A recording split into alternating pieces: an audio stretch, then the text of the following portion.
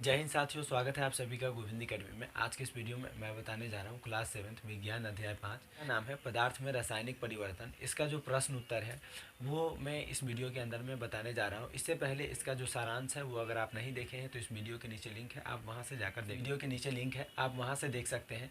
और इसका जो प्रश्न उत्तर है वो आप देखिए यहाँ पे। पहला प्रश्न है कि निम्नलिखित कथनों में रिक्त स्थान को भरिए, यानी कि जो भी रिक्त स्थान है, जो खाली जगह है, उसको भरने के लिए। देख तो चलिए पहला जो प्रश्न है उसके बारे में हम लोग जान लेते हैं। तो पहला प्रश्न है कि गैस सुलगती हुई दिया सलाई के जलने में मदद करती है। गैस यानी कि कौन सा गैस है जो कि सुलगती हुई दिया सलाई को जलने में मदद करती है। तो इसका खाली स्थान में आप लोग भरेंगे कि ऑक्सीजन गैस सुलगती हुई दिया सलाई के जलने में मदद करती है। ये पहला प्रश्न का उत्तर हो गया। प्रश्न संख्या जो चलिए दूसरा प्रश्न संख्या है ख। तो ख में है कि कौन सा परिवर्तन में नए पदार्थ का निर्माण होता है। कौन से परिवर्तन में नए पदार्थ का निर्माण होता है। तो इसका उत्तर होगा रासायनिक परिवर्तन में नए पदार्थ का निर्माण होता है। उसके बाद प्रश्न संख्या आप देखिए ग की तरफ। तो ग में है खाने का सोडा का रासायनिक नाम क्या है। खाने का सोडा का रासायनिक नाम क्या है। इसका उत्तर है सोडियम बाइकार्बोनेट है। ठीक है। संख्या घ में आप देखेंगे कि जब कार्बन डाइऑक्साइड को चूने के पानी में प्रवाहित किया जाता है तो किसके कारण दुधिया हो जाता है। यानी कि दोबारा से प्रश्न समझिए, जब कार्बन डाइऑक्साइड को चूने के पानी में प्रवाहित किया जाता है तो किसके कारण दुधिया हो जाता है। इसका उत्तर होगा कैल्शियम बाइकार्बोनेट, यानी कि कैल्शियम कार्बोनेट के कारण दुधिया हो जाता है। जब हम कार्बन डाइऑक्साइड को चूने के पानी में प्रवाहित करते हैं तो कैल्शियम कार्बोनेट के कारण वह क्या होता है कि दुधिया में बदल जाता है, यानी कि दुधिया टाइप का हो जाता है। तो ये पहला प्रश्न का जो है ये उत्तर था, आप स्क्रीनशॉट ले सकते हैं। ठीक है। अब आते हैं प्रश्न संख्या 2 की तरफ। तो 2 में क्या है प्रश्न वो देखिए। प्रश्न संख्या 2 में है कि निम्नलिखित प्रक्रिया के अंतर्गत होने वाले परिवर्तन को भौतिक अथवा रासायनिक परिवर्तन के रूप में वर्गीकृत कीजिए। यानी कि कौन सा भौतिक परिवर्तन है, कौन सा रासायनिक परिवर्तन है, उसके बारे में बताना है कि जो भी प्रश्न दिया गया वो भौतिक परिवर्तन हो रहा है या रासायनिक परिवर्तन। चलिए उसके बारे में अब हम लोग देख लेते हैं। पहला प्रश्न आप देखेंगे, चौक को चौक चूर्ण में बदलना। चौक है जो लिखने वाला चौक होता है, उसको चौक को चौक चूर्ण में बदलना है। चूर्ण मतलब उसको बारीकी से मेही कर देना। तो अगर मान लेते हैं कि चौक है, मान लेते हैं कोई मिट्टी है और मिट्टी इतना बड़ा मिट्टी है और उसको हम क्या करेंगे कि बारीकी से पीस देंगे, उसको मेही कर देंगे, तो उससे कोई यानी कि जो कोई बदलाव तो नहीं होगा, कोई नया पदार्थ तो नहीं बना, तो वो क्या होता है भौतिक परिवर्तन होता है। वैसे ही अगर हम चौक को बारीकी से पीस कर चौक चूर्ण में बदल देते हैं तो क्या होता है उसमें भौतिक परिवर्तन होता है, उसमें कोई बदलाव नहीं होता है, इस वजह से ये भौतिक परिवर्तन होगा। प्रश्न संख्या 2 है, यानी कि ख नंबर प्रश्न में आप देखेंगे कि मोम को पिघलाना। देखिए मोम को अगर हम पिघलाते हैं, जैसे धूप में रख दिए और मोम इतना है और पिघल के ऐसे हो गया, तो क्या होगा मोम को पिघलाना भौतिक परिवर्तन है, लेकिन यही मोम को जलाना अगर जलाते हैं तो रासायनिक परिवर्तन है। तो यहाँ पे आपको प्रश्न कह रहा है कि मोम को पिघलाना ना कि जलाना, अगर जलाना रहता तो रासायनिक परिवर्तन होता है, इसलिए ये मोम को पिघलाने की बात कर रहा है। तो मोम को पिघलाना एक भौतिक परिवर्तन है। ठीक है। प्रश्न संख्या 3 है, भोजन का पचना। जो हम खाना खाते हैं तो जो भोजन है, यानी कि जब हम आपको रासायनिक परिवर्तन के बारे में बता रहे थे तो उस समय बताए थे कि भोजन का पचना एक रासायनिक परिवर्तन है। ठीक है, वो पचता है। तो ये हो गया आपका जो प्रश्न है, यानी कि ग नंबर प्रश्न है कि भोजन का पचना कौन सा परिवर्तन है, आपसे पूछा जाएगा। प्रश्न संख्या इसका उत्तर है कि भोजन का पचना एक रासायनिक परिवर्तन है। प्रश्न संख्या घ में आप देखेंगे कि प्रकाश संश्लेषण कौन सा परिवर्तन है, भौतिक परिवर्तन है या रासायनिक परिवर्तन है। तो प्रकाश संश्लेषण जो है वो रासायनिक परिवर्तन है, क्योंकि इसमें नया पदार्थ बनता है। तो प्रकाश संश्लेषण आपसे पूछा जाएगा कि कौन सा परिवर्तन है, तो रासायनिक परिवर्तन है। 4 नंबर प्रश्न में आप देखेंगे कि एल्युमिनियम के टुकड़े को पीटकर उसको, यानी कि एल्युमिनियम के टुकड़े को पीटकर उसका पत्र फाइल बनाना ये कौन सा परिवर्तन है, यानी कि एल्युमिनियम, मान लेते हैं कि इतना बड़ा एल्युमिनियम है और उसको पीट कर पतला बनाए, पत्तल बनाए, तो पत्तल बनाने से कोई नया पदार्थ तो नहीं बनता है, इस वजह से नया पदार्थ नहीं बना, इसके लिए वो क्या होगा कि वो एक भौतिक परिवर्तन होगा। अब मान लेते हैं कि ये क्या है, मार्कर है, इसको अगर हम तोड़ देते हैं, पतला कर देते हैं, तो क्या उनसा परिवर्तन होगा, ये भौतिक परिवर्तन ही, पतला कर रहे हैं उसको, जो इतना है इसको लमड़ा कर इतना कर रहे हैं, तो क्या हुआ कि कोई उसमें नया पदार्थ नहीं बन रहा, इस वजह से वो कौन सा परिवर्तन होगा, भौतिक परिवर्तन होगा। तो अगर आपसे पूछा जाएगा कि एल्युमिनियम के टुकड़े को पीटकर उसका पत्तल यानी कि पत्र या फाइल बनाना कौन सा परिवर्तन है, तो आप बताइएगा कि भौतिक परिवर्तन है। प्रश्न संख्या 6 में आप देखेंगे कि जल में शक्कर को घोलना कौन सा परिवर्तन है, जल में शक्कर को जब हम घोलते हैं तो कौन सा परिवर्तन होता है, तो ये भौतिक परिवर्तन होता है। कभी आप देखिएगा कि जल में जब शक्कर को घोल देते हैं तो उसमें कुछ बदलाव नहीं होता है, उसमें जो मिक्स हो जाता है, जल में शक्कर मिक्स हो जाता है। हाँ, अगर उसमें कोई नया पदार्थ बनता तो वो हो सकता था रासायनिक परिवर्तन, लेकिन नया पदार्थ नहीं बनता है, इस वजह से क्या होगा कि वो भौतिक परिवर्तन ही होगा। उसके बाद प्रश्न संख्या ज में है कोयलों को जलाना। हाँ, आपको जब मैं रासायनिक परिवर्तन पढ़ा रहा था तो उस समय बताया कि कोयले को जलाना एक रासायनिक परिवर्तन है। ठीक है, जब हम कोयले को जलाते हैं तो क्या होता है कि ऊष्मा उत्पन्न होती है, ऊष्मा के साथ साथ हमें क्या होता है, आप देखेंगे कि नया पदार्थ भी बनता है, तो कोयले को जलाना एक रासायनिक परिवर्तन है। तो आपका ये आंसर हो गया। उसके बाद आप देखेंगे प्रश्न संख्या 6 में है कि रवाकरण द्वारा शुद्ध पदार्थ प्राप्त करना। अगर हम रवाकरण द्वारा शुद्ध पदार्थ प्राप्त करते हैं तो वो क्या होता है कि एक भौतिक परिवर्तन है। ठीक है, तो आशा करते हैं कि प्रश्न संख्या 2 जो है वो आपको समझ में आया होगा। आप प्रश्न संख्या दोबारा से इसका स्क्रीनशॉट ले सकते हैं, आप देख लीजिए। अगर इस प्रश्न में अगर आपको कहीं पे भी कोई भी परेशानी हो या कहीं पे भी आपको कुछ समझ में नहीं आया तो वीडियो के नीचे आप कमेंट कर सकते हैं, आपको पूरी कोशिश किया जाएगा कि आपको अच्छे से अच्छे तरीक़े से समझाने की। ये आपका प्रश्न संख्या 2 कंप्लीट हो गया। अब आएंगे प्रश्न संख्या 3 की तरफ। प्रश्न संख्या 3 की तरफ, प्रश्न संख्या 3 में आप देखेंगे कि दिया गया है कि बताइए कि निम्नलिखित कथन सत्य है अथवा असत्य। यदि कथन असत्य है तो उसे सही करके लिखिए, यानी कि ये पूछा जा रहा है कि ये सत्य है या असत्य। अगर वो असत्य है तो सत्य करके यानी कि सही करके लिखिए, अगर वो सत्य है तो सही है। तो देखिए इसमें जो पहला प्रश्न आप देखेंगे, पहला प्रश्न यहाँ पे दिया गया है क नंबर कि लकड़ी के लट्ठे को टुकड़ों में काटना एक रासायनिक परिवर्तन है। यानी कि जब हम लकड़ी को, बहुत सारे लकड़ी हैं, लकड़ी को अगर हम काटेंगे छोटे छोटे भागों में तो क्या ये रासायनिक परिवर्तन है? नहीं। ये क्या होगा कि लकड़ी को अगर हम छोटे छोटे टुकड़ों में काटे हैं तो उसमें क्या हो रहा है कि कोई नया पदार्थ नहीं बन रहा है, तो ये क्या हुआ, भौतिक परिवर्तन हुआ। तो यहाँ पे लिखा गया है, यानी कि इसका जो आंसर है ये होगा कि पहली बात तो ये असत्य हो जाएगा। क्यों? क्योंकि ये रासायनिक परिवर्तन नहीं है, भौतिक परिवर्तन है, इस वजह से ये क्या हो गया, असत्य। ठीक है, अब इसका सही क्या होगा, तो सही ये होगा कि लकड़ी के लट्ठे को टुकड़े में काटना एक भौतिक परिवर्तन है। यानी कि लकड़ी को हम लट्ठे में, जो लकड़ी को अगर हम काटते हैं छोटे छोटे भाग में तो क्या होगा कि ये भौतिक परिवर्तन है। ठीक है, उसके बाद प्रश्न संख्या ख में आप देखेंगे कि पत्तियों से खाद का बनना एक भौतिक परिवर्तन है। जो आप देखेंगे कि गांव समय या खेतों समय बहुत सारे पत्ती होता है, तो क्या होता है कि एक जगह रख दिया जाता है। अब जैसे 1 से 2 महीने बाद आप देखेंगे या 10 दिनों के बाद, तो उसमें क्या हुआ कि वो गलना स्टार्ट हो जाता है, गल जाता है। तो गलने के बाद वो मिट्टी टाइप का बन जाता है। तो यानी कि देखिए उसमें क्या हुआ कि पत्ती का सड़ना या पत्ती से खाद में परिवर्तन होना क्या होता है कि ये रासायनिक परिवर्तन होता है। क्योंकि जब वो गल रहा होगा तो उसमें कुछ ऊष्मा भी आई होगी, नहीं ऊष्मा भी आता है और उसमें कुछ नया पदार्थ बन रहा है। ठीक है, तो यहाँ पे क्या होगा कि ये जो स्टेटमेंट दे रहा है ये क्या है, गलत है।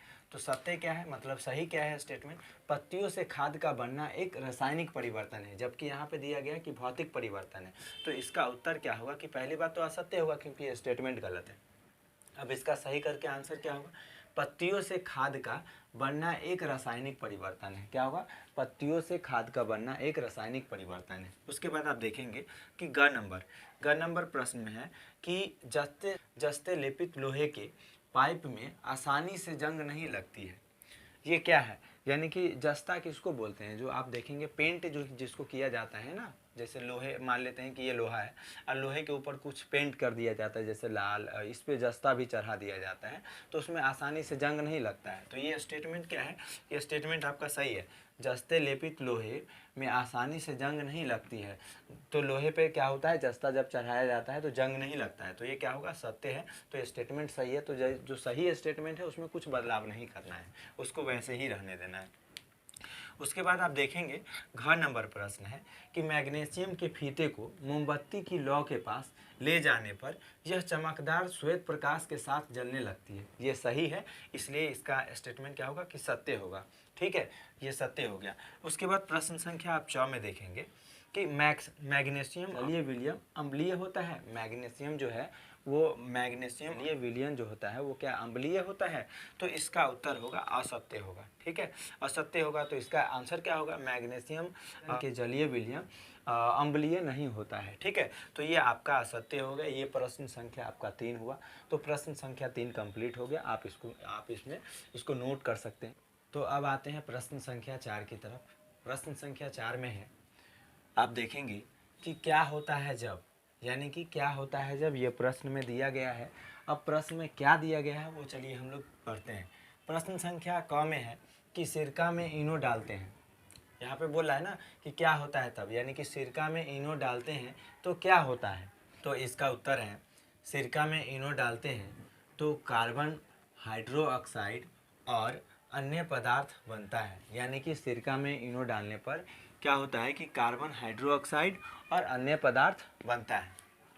प्रश्न संख्या ख में आप देखेंगे कि नीला थोथा के विलय में ब्लेड डालते हैं तो क्या होता है। यानी कि नीला थोथा जो है उसमें अगर हम ब्लेड डालते हैं या आयरन डालते हैं तो उसमें क्या होता है, उससे क्या फ़र्क पड़ता है। इसका उत्तर है नीला थोथा में ब्लेड या आयरन डालने पर हंग चिन्ह और कॉपर का भूरा अवक्षेपण प्राप्त होता है। मैं आपको दोबारा बता रहा हूँ, नीला थोथा में ब्लेड या आयरन डालने पर हंग चिन्ह और कॉपर का भूरा अवक्षेपण प्राप्त होता है। प्रश्न संख्या ग में आप देखेंगे, ग में है लोहे के तावा को नमी युक्त वायु में रखते हैं तो क्या होता है। आप देखेंगे घर पे भी अगर पानी, यानी कि जो तावा होता है जिसमें हम लोग रोटी बनाते हैं, उसको अगर आप पानी यानी कि नमी युक्त वायु में अगर रख देंगे, जैसे कि पानी पड़ गया अगर उसको वायु में रख देंगे तो उसमें क्या होता है कि जंग लग जाता है। अब उसमें क्या कारण है वो आप देखिए। तो लोहे युक्त तावा को वायु में रखते हैं तो लौह ऑक्साइड बनता है। क्या होता है कि लोहे युक्त तावा को वायु में रखते हैं तो क्या होता है कि लौह ऑक्साइड बनता है, जिससे क्या होता है कि जंग लगता है, जिससे क्या होता है जंग लगता है। ठीक है, चलिए उसके बाद प्रश्न संख्या घ में आप देखेंगे पोटासियम पैरामैग्नेट को गर्म करते हैं। यानी कि पोटासियम पैरामैग्नेट को अगर हम गर्म करते हैं तो उससे क्या फ़र्क पड़ता है। पोटेशियम पैरामैग्नेट को गर्म करते हैं तो ऑक्सीजन गैस और अन्य पदार्थ बनते हैं। संख्या घ आपको समझ में आया होगा।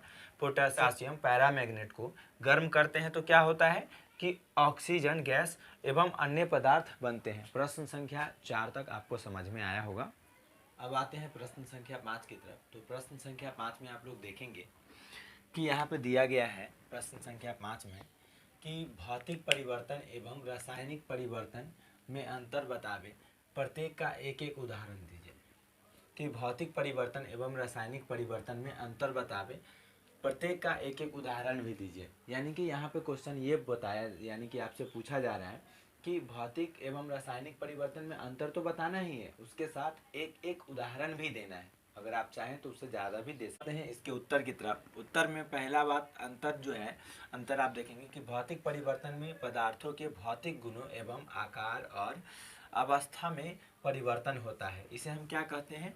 और इसमें जो है नया पदार्थ नहीं बनता है, यहीं पे दिया गया, इसे भौतिक परिवर्तन कहते हैं। कुछ समझिए, भौतिक परिवर्तन में पदार्थों के भौतिक गुणों एवं रंग आकार और अवस्था में परिवर्तन होता है, नए पदार्थ नहीं बनते हैं, इसे हम क्या कहते हैं कि भौतिक परिवर्तन कहते हैं, इसे भौतिक परिवर्तन कहते हैं। चलिए इसका जो है एक उदाहरण आप समझिए कि चावल का पकना। आप देखेंगे चावल जब पक जाता है तो फूल जाता है, फूलने के बाद थोड़ा सा मोटा हो जाता है, उसमें नया कोई पदार्थ नहीं बनता है। ठीक है, उसके बाद गुब्बारा को फुलाना, जब हम गुब्बारा को फुलाते हैं तो क्या होता है, गुब्बारा इतने सा होता है, जब हम फुलाते हैं तो इतना बड़ा हो जाता है। उसके बाद लकड़ी को काटना, अगर हम लकड़ी मान लेते हैं कि ये लकड़ी है, लकड़ी को हम इस प्रकार से काट दिए, काटने के बाद दो भाग हो गया, इसमें क्या कोई नया पदार्थ बना, नहीं बना। इसका मतलब ये हुआ कि भौतिक परिवर्तन हुआ। तो ये भौतिक परिवर्तन का ये अंतर हो गया। इसके बाद इसमें देखिए रासायनिक परिवर्तन, आप इसी प्रकार लिखिए लिखिए रासायनिक परिवर्तन में है कि रासायनिक परिवर्तन में दो या दो से अधिक पदार्थ आपस में अभिक्रिया कर नए पदार्थ की रचना करते हैं, उसे रासायनिक परिवर्तन कहते हैं। यानी कि रासायनिक परिवर्तन हम उसे कहेंगे जिसमें दो या दो से अधिक पदार्थ आपस में मिलकर या अभिक्रिया करके नए पदार्थ का रचना होता है, नए पदार्थ बनते हैं, उसे हम रासायनिक परिवर्तन कहते हैं। एज ए एग्जाम्पल आप समझेंगे तो हाइड्रोजन और ऑक्सीजन को मिलाकर जल बनता है, यानी कि हाइड्रोजन और ऑक्सीजन को एक साथ अगर आप मिलाएंगे तो क्या होगा कि जल बन जाएगा। कोयले को जलना, जब कोयले को जलाते हैं तो उसमें क्या होता है, कोयले को जलाना यानी कि कोयले को जब आप जलाते हैं तो उसमें क्या होता है कि बहुत सारे धुआं निकलती है, उससे ताप उत्पन्न होता है, तो इसलिए वो रासायनिक परिवर्तन है। भोजन का पचना, भोजन का क्या है, जैसे कि भोजन पच रहा है, हमने भोजन को ग्रहण किया, ग्रहण करने के बाद वो पचना एक रासायनिक परिवर्तन है। तो इस प्रकार से आप जो यहाँ पे क्वेश्चन आपसे पूछा जा रहा था कि भौतिक एवं रासायनिक परिवर्तन में अंतर, तो इस प्रकार से आप लिख सकते हैं। भौतिक परिवर्तन एक साइड लिखेंगे, रासायनिक परिवर्तन एक साइड लिखेंगे, दोनों का अंतर आप स्पष्ट कीजिएगा उत्तर यानी कि उदाहरण के साथ, फिर ये आपका उत्तर कंप्लीट हो जाता है। तो इस प्रकार से ही आप लिखें, इसको आप नोट कर सकते हैं, इस प्रकार से लिखना है। लोग जान लेते हैं कि प्रश्न संख्या 6 और 7, तो प्रश्न संख्या 6 में क्या है वो आप लोग देखेंगे कि जंग लगने के लिए आवश्यक कारक कौन कौन से हैं, यानी कि जो जंग लगता है, लोहा में जो जंग लगता है तो किस कारण से लगता है, उसका क्या कारण है, उसमें क्या चीज़ होना चाहिए तो जंग लगेगा, नहीं होगा तो नहीं लगेगा। ठीक है, तो चलिए इसका जो उत्तर है, उत्तर में आप देखेंगे कि जंग लगने के लिए ऑक्सीजन और जलवाष्प होना आवश्यक है। इसका मतलब ये हुआ कि जंग अगर लगेगा तो उसमें किस दो चीज़ का होना आवश्यक है, ऑक्सीजन और जल या जलवाष्प, ये दोनों अगर होगा तो जंग लगेगा, नहीं होगा तो जंग नहीं लगेगा। एज ए एग्जाम्पल आप देखेंगे कि अगर पानी के अंदर में अगर लोहा रख दिया जाता है तो उसमें जंग नहीं लगता है। क्यों? क्योंकि उसमें जो है वो यानी कि उसके अंदर जो है जल के अंदर रहता है, बाहर में उसको जो वायु है, वायु के संपर्क में वो नहीं आता है। ठीक है, इस वजह से वो क्या होता है कि जंग नहीं लगता है। हाँ, अगर वो नमी के अंदर आ जाए, ऑक्सीजन और यानी कि जो जल वाष्प है इस दोनों के संपर्क में रहे तो फिर जंग लग सकता है।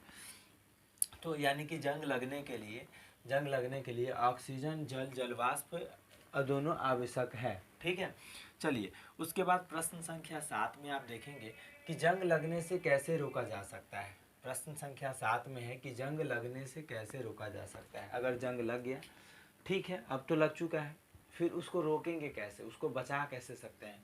तो बचाने के लिए उपाय यही है कि जंग लगने से बचाने के लिए पदार्थ पर पेंट, ग्रीस की परत या क्रोमियम अथवा जस्ता का लेप चढ़ाकर जंग लगने से बचाया जा सकता है। ठीक है, चलिए दोबारा से बता रहा हूँ, जंग लगने से कैसे रोका जा सकता है, जंग लगने से कैसे बचाया जा सकता है। इसका उत्तर ये होगा, जंग लगने से बचाने के लिए पदार्थ पर पेंट ठीक है, या ग्रीस की परत, पेंट या ग्रीस की परत या क्रोमियम अथवा जस्ता का लेप चढ़ाकर यानी कि बचाया जा सकता है। किससे बचाया जा सकता है, तो लिखेंगे क्रोमियम चढ़ाकर जंग, ठीक है, जंग लगने से बचाया जा सकता है। जंग